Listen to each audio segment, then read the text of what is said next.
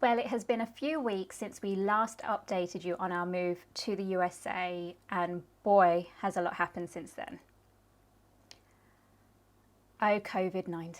In our last update, we mentioned that our house was due to be packed on the 27th of April and that we were having tenants moving in shortly after, with our move to the USA early May. Now, no doubt you have lots of questions. What is happening with our move? When are we moving? Is it postponed? All very good questions. In fact, questions I would like the answer to. Now, where to begin? So last Wednesday, 11th of March, we booked in for our visa appointment and went, blissfully unaware of the global crisis and lockdown that was about to happen. The visa appointment went fine. One visa was granted and the other visa is currently stuck in the ether until the travel ban is lifted. So I will do a separate video on the visa application process and the appointment itself at the London Embassy. Now, the day after the visa appointment was when the US had announced the travel ban on 26 European countries. Now, at this point, I'm thinking, okay, well, at least the UK isn't included. But then I'm starting to be very wary of the fact that a travel ban on the UK could be imposed at any point. Now, Saturday comes. I'm casually sitting, spending time with family, making the most of these moments before I leave, discussing my move dates and my plans for the USA, when Trump comes on the news and announces, yes, you guessed it, UK travel ban. I guess I don't know when I'm moving now. And that is just the reality of the situation. The travel ban is imposed until mid-April, and at this point we don't know when it will be lifted and whether the travel ban will be imposed for longer. And this has really had a knock-on effect on our plans because we cannot book the temporary accommodation, we can't book our flights, we need our flights to be able to ship our belongings to the USA.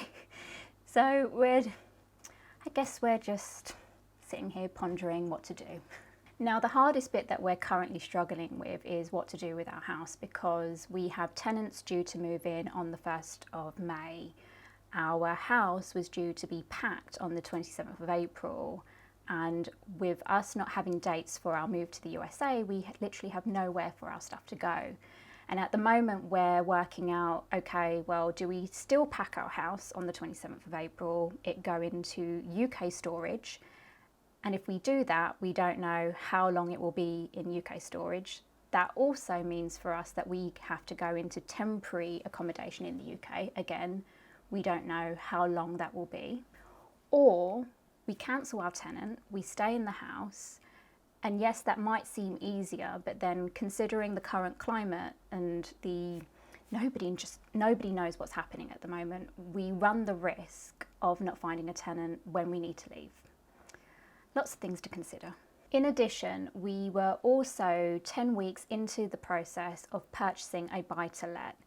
We've unfortunately had to pull out due to the virus, and that has had a huge knock-on effect, losing us money and also affecting the people we were buying from. I know, boo-hoo us.